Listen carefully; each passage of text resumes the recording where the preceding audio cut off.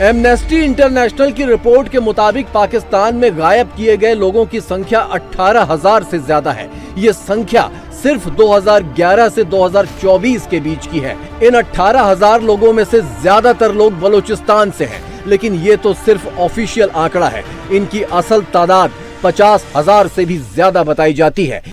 इन्हीं लोगों का पता पूछने के लिए ये बलोच महिलाएं और बच्चियां इस्लामाबाद में दरवाजे पीट रही हैं, लेकिन जनरल मुनीर ने सबको अपने कान बंद रखने का हुक्म दे दिया है।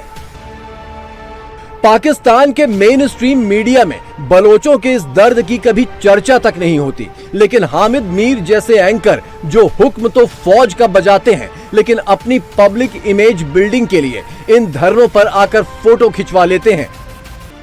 बलोचिस्तान में पाकिस्तान का खेल देखिए कि फौज अपना हक मांगने वाले बलोचों को अगवा करती है, मारकर फेंक देती है। उनका पता पूछने या उनकी लाशें मांगने आई उनकी मां, बहन और बेटियों को इस्लामाबाद में बैठने भी नहीं दिया जाता। और जब इन्हीं में से कुछ लोग बगावत पर उतर आते हैं तो औरतों, बच्चियों समेत पूरे बलोचिस्तान को दहशतगर्द घोषित करके ऑपरेशन चलाना शुरू कर दिया जाता है।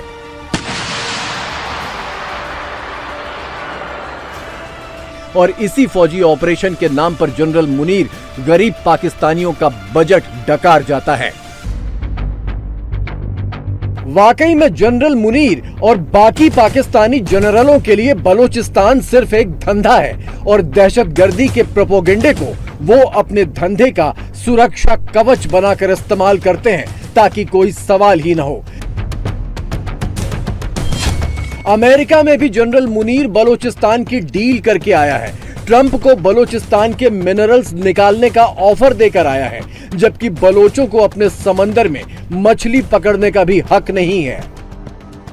बलूचिस्तान के खिलाफ मुनीर की इसी साजिश में सबसे बड़ा रोड़ा ये 3 शेरनियां हैं। ये बलोच लड़कियां जनरल मुनीर के बलूचिस्तान लूट प्रोजेक्ट को पहले पायदान पर भी नहीं चढ़ने दे रही हैं।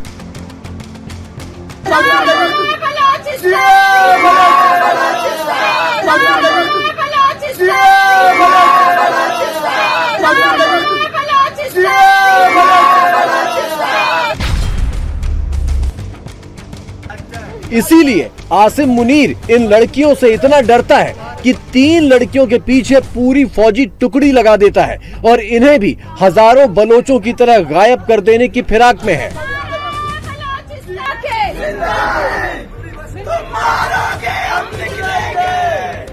पाकिस्तानी फौज और सरकार की बेशर्मी की इंतहा देखिए कि बलूचिस्तान को लूटने के लिए आसिम मुनीर और शहबाज शरीफ दोनों बलोची पगड़ी पहनकर बलोचियों को धोखा दे रहे थे।